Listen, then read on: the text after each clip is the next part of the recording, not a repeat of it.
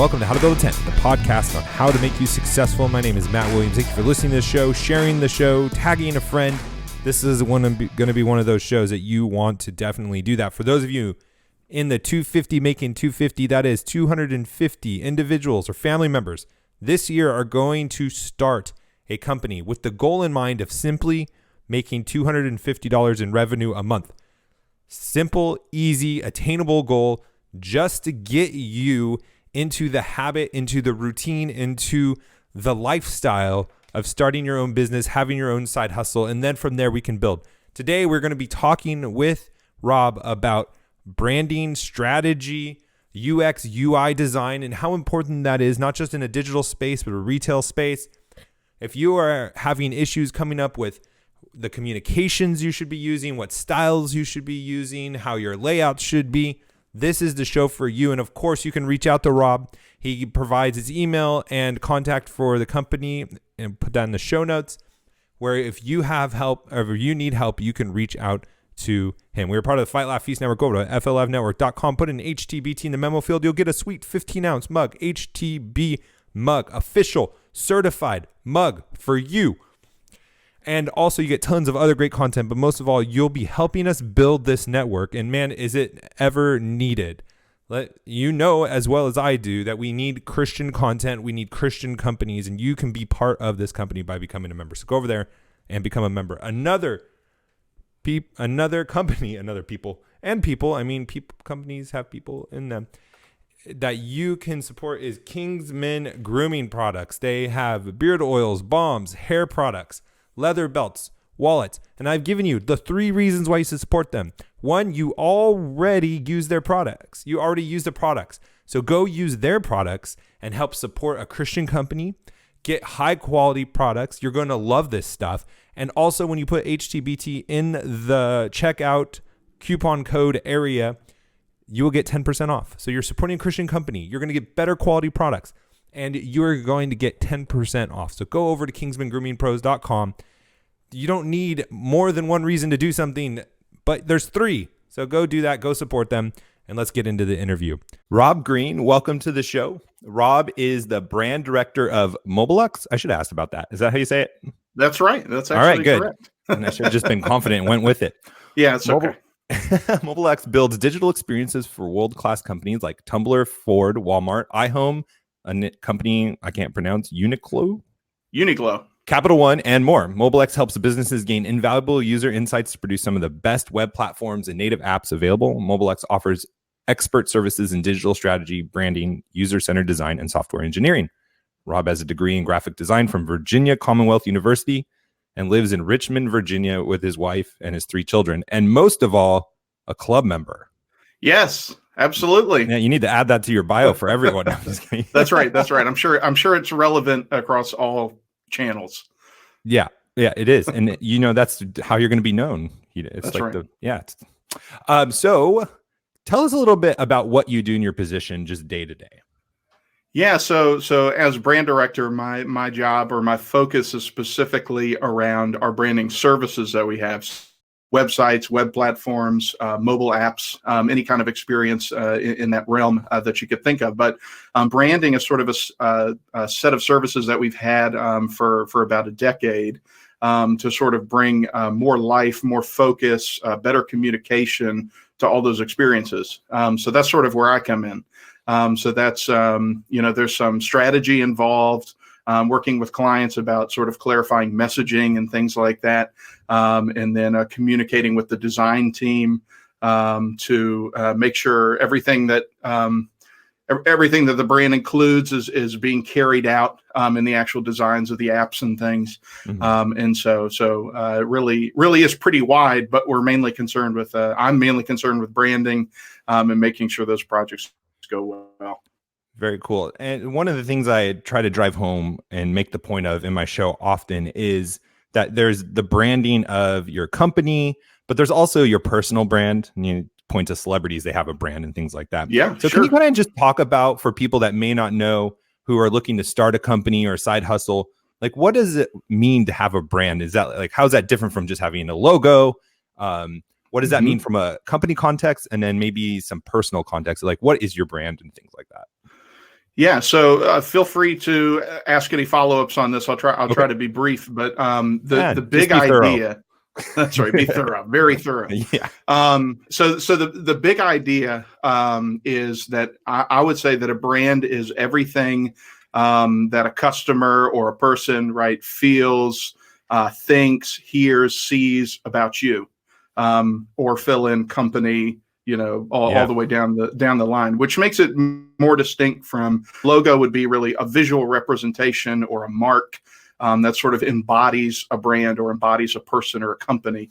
And obviously, you would use that logo in all sorts of different spaces, whether it's print media or stinger on the end of a video or something like that. But the brand is going to be far more all encompassing. I like to sort of put it in two categories. You sort of have like all the objective parts of a brand, which would be messaging, logos, taglines, colors, all sorts of things like that. That sort of they stay the same in every context.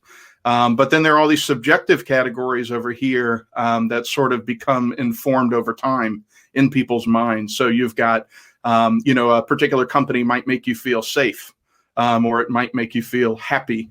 Those things are stuff that comes through a lot of engagement and a lot of putting those objective pieces forward and allowing people to react to them. So that's why, like, I like to use the example of like Tiffany.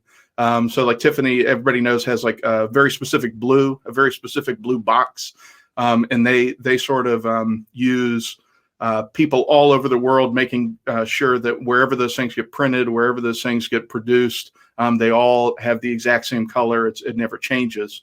But sort of the feeling that somebody gets when they get that box under a Christmas tree or for Valentine's Day or something, that's something that you can't dictate. Everybody must feel. So when it comes to a business, and we say branding, we're talking far more than just the colors and the logos and stuff. We're trying to create a whole experience or a whole world for people to interact with brands and stuff. So if you apply that then to a person, the person is going to have all those things, right? They have a particular look, they have a particular style, they speak in a particular type of way.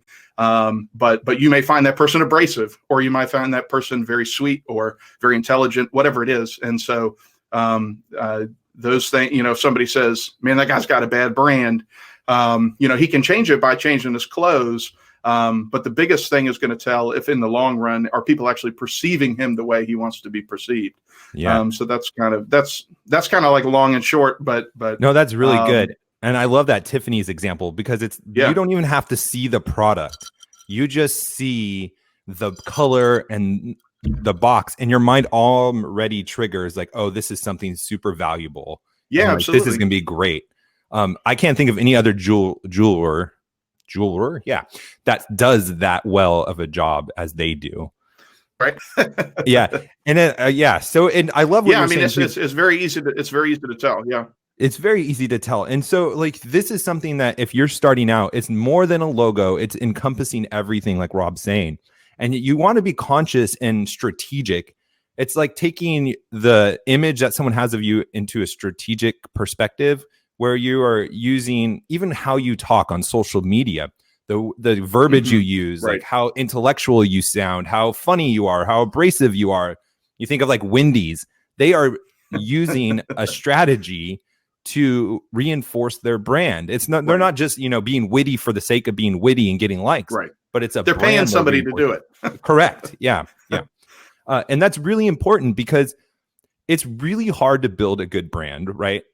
And it's really easy to damage it and to weaken it, That's right. So maybe can you just give me a few or tips, or our listeners a few tips on like just some things to consider when they're thinking about their brand or building a brand?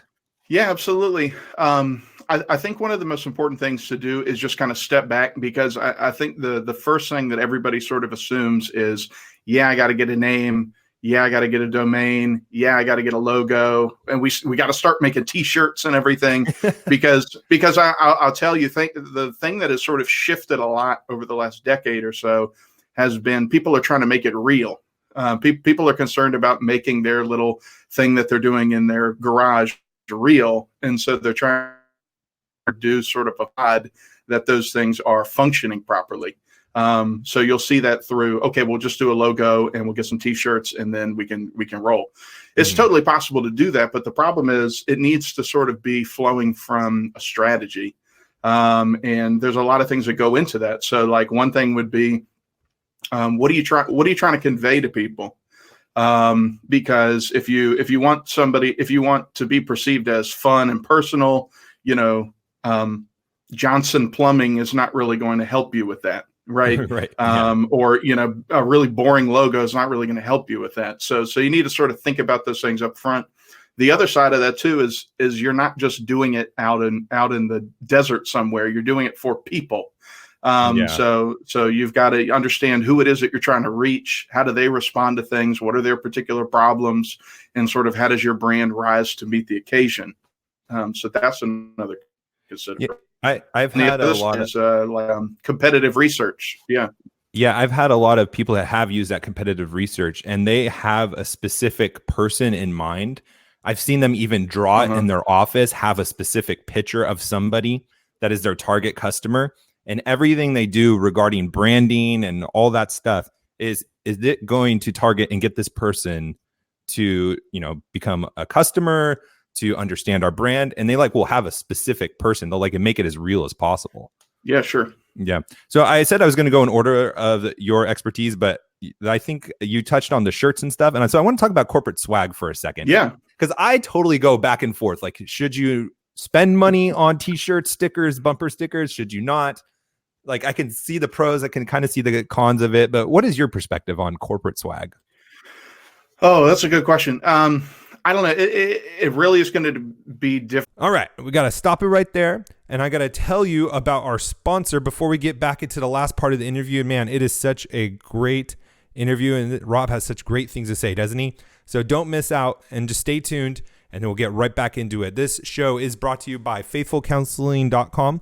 Go to faithfulcounseling.com/HTBT. They have online counselors to help those who are struggling with depression, stress, anxiety.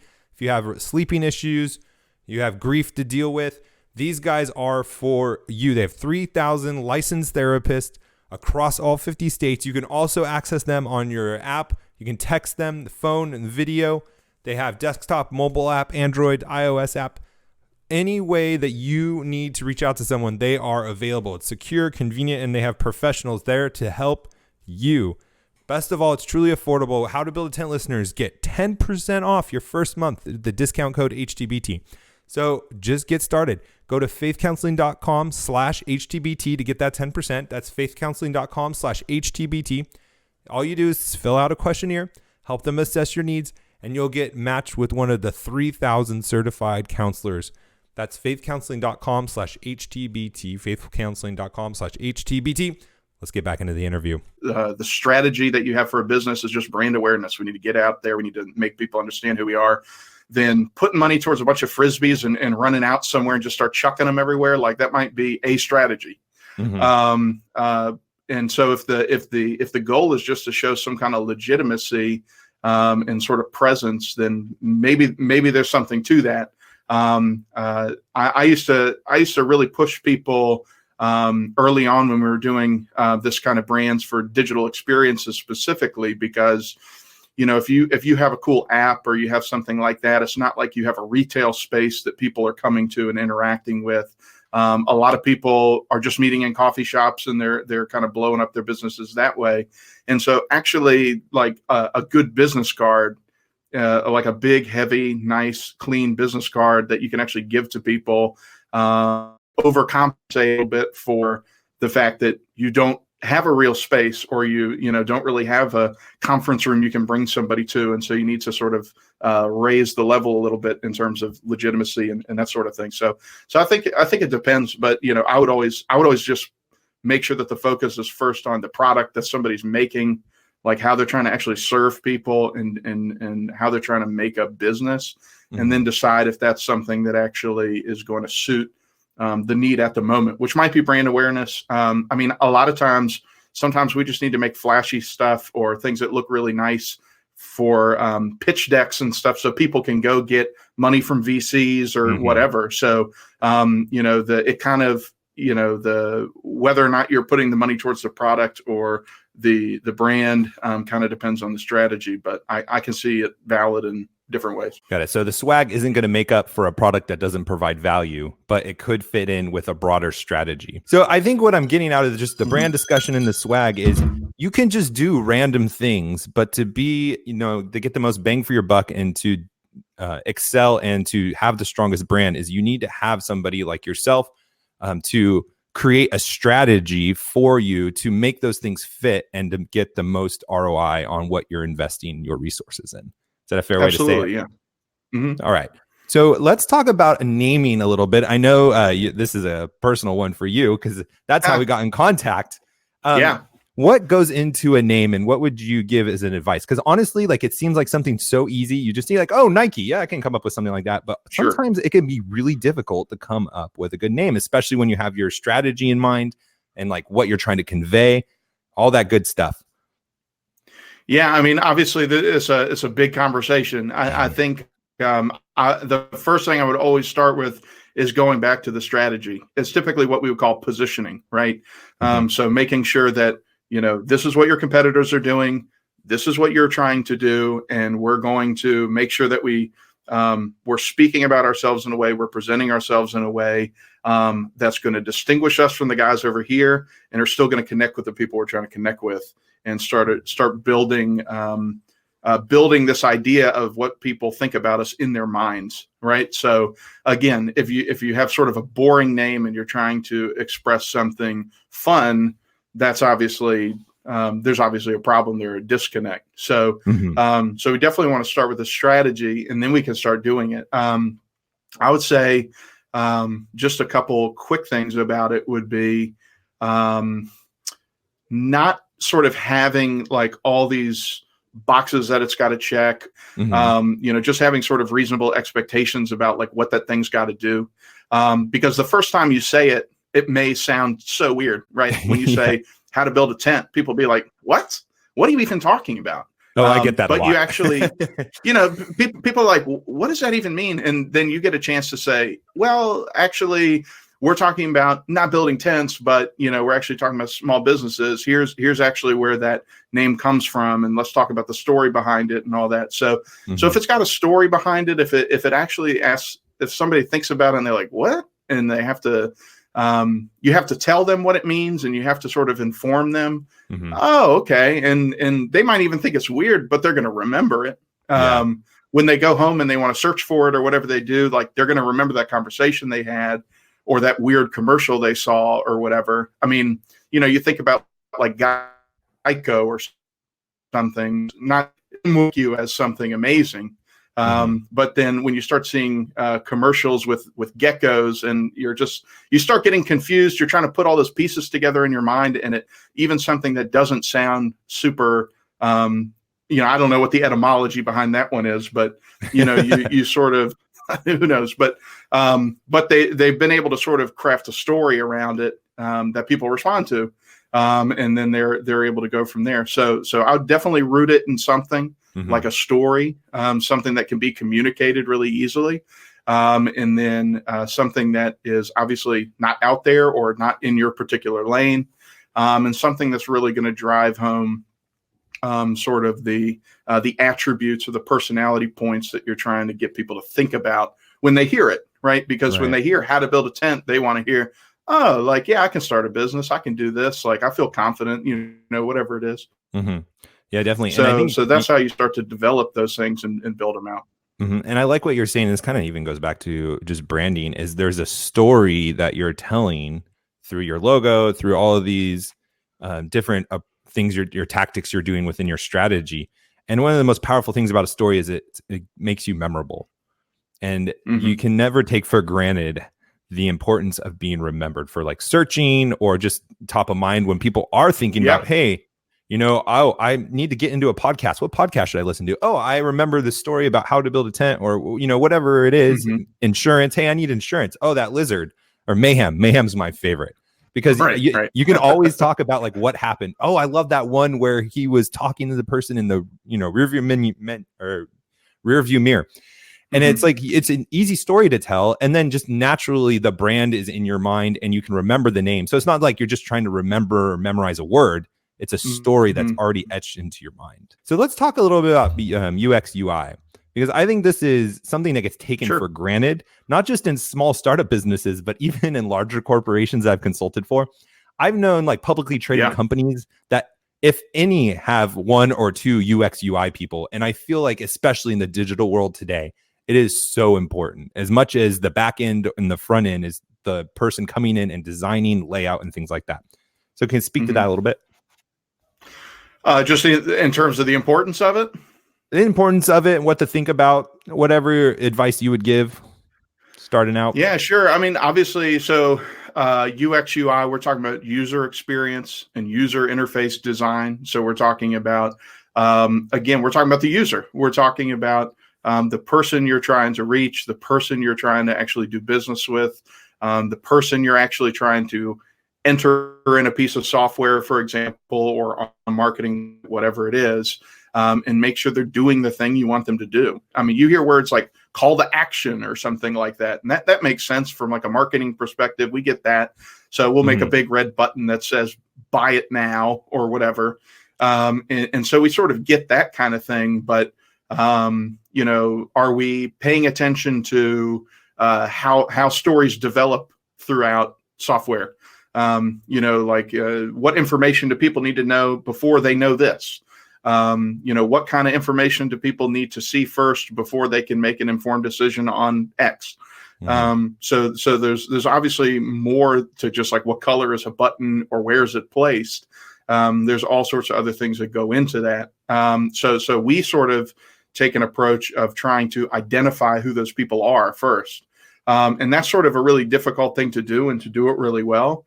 But we're trying to find out who are the people, how are they experiencing certain companies or websites or whatever at the moment. We sort of craft these journeys and flows to sort of understand how people are going to work from, you know, maybe they came into a website from a social media link or something, and we're trying to guide them all the way through to a sale or a sign up or whatever it is. And we're just trying to help them, you know, bring them along until they get to that goal. So we need to know them. We need to know that what we're trying to get them to do. And then it comes into all the really wonderful, like little psychological points of how do people see certain things, hierarchy, like this is all like basic design stuff, but it's super important because, you know, if you're trying to get somebody to sign up for, you know, you need 500 signups and you need people to have a certain tier of subscription, whatever it is, and people don't know how to sign in. People don't know where to go to pay. People don't know where they're supposed to go to find out more information, whatever it is. Or at the end of the day, we never even figured out how to get them to the website in the first place. So those are all big concerns, and they seem like no brainers, but it's very difficult to get that right and to have sort of the user in mind the whole time, because all sorts of other business goals, marketing goals, certain things that you're trying to tackle, or, you know, my investor said, or my wife said, or whatever it is that you're trying to fight and appreciate, but you want to make sure that it's about the users and getting them to do something specific. So it's easy to see how those considerations can just sort of get pushed aside. So if the way you're doing business is online, I mean, the same thing would happen in a retail space. It's just different. But if your business is online, and you're not doing those things, is a big deterrent for people. Yeah, I think of just a real retail, a Pure One. They do terrible job at that, and they're suffering for it. They can't figure out what to do. It just seems like it's a garage that they just push things into, and you got to try to find your way through the rows. You know, compared to like an Apple store. Yeah, there's a reason why you go into a Target or something like that, and they've got the path already measured out for you. They tell you exactly what they want you to go by first. You can get the little cheap piddly stuff, and then you do your big whip around looking at games or whatever it is, and of course you're going to get candy as you. I went in there the other day, and I realized that now they have all the candy in front of the guest services thing. which they never used to have. And Uh-huh. I bought something. I bought some gummies because that's what my kids like. That's what I like. So Hmm. so they knew exactly what I was there for, and they knew where they could get me, and they did it. So Yeah. You know, Costco does that really well with flow. It's yeah, like if someone's going against the flow, you almost get mad at them. Like, don't you know the system? So here, I right. one more question about UX UI, and then we'll tell people where to find you, because obviously this is stuff that Sure. people really need help with, and they need people that are experts in the field. This isn't something Hmm. you should take for granted. You don't want to end up like a Pier 1 Imports for sure. You said a red button. And I have heard different UX UI people go back and forth if you should use red because it attracts people, or it's like subliminally saying stop, don't go. What are your thoughts Well, about red? that was my quick way to say the most obnoxious thing that's easy to see. So there's a couple different things, right? So again, I started off with brand.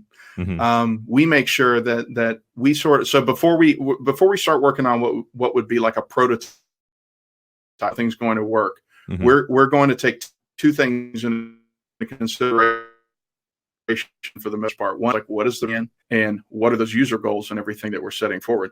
So there's sort of got to be some kind of play in there between how does a brand influence the design and how does the needs for the user influence the design. Like go to Target's website, you'll see a red button.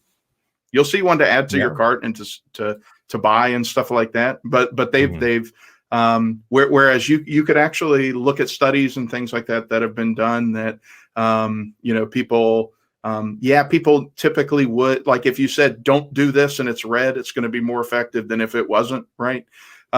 So you have some of those things that you can think about, but at the end of the day, you've got all these different things that you're trying to consider. And if your brand is red and that's sort of what is driving those personality goals and things like that you have, something's got to give on the website. Something's got to give in these other areas in order to meet both of them.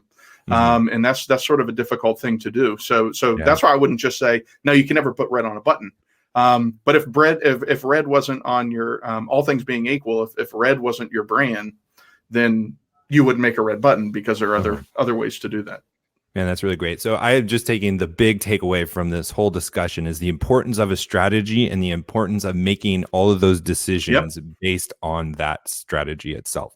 And a lot goes into it. You're not going to be able to get it all right if you're doing it yourself. So with that, if you need help with this and you want to reach out to Rob, where can they find you, Rob? Well, the easiest thing to do, if you want to find out more just about the company, you can go to mobelux.com. That's mobelux.com. If you're just interested to hear more, if you want to reach out to me directly and we can start talking about brand, or I can get you introduced to some other folks, that's just rob@mobelux.com. And I'd be happy to help you from there. Great. I'll put those in the show notes so that you can easily access them. Rob, thank you so much. This was really informative. I appreciate it. Absolutely. It's no problem. All right. Again, thank you, Rob, so much for coming on. That was so helpful. We need to be thinking about our strategy and having all of our decisions bounced up against that and being used as to making decisions on what we should be doing with our layouts, with our brand, with our logo. And that's just really helpful. If you need help with your strategy, if you need help with thinking through these things, reach out to him. He's more than happy to help, and his company is there too. And again, Christian guy. Help support him and his company, and let's go be successful together. We'll talk to you next time.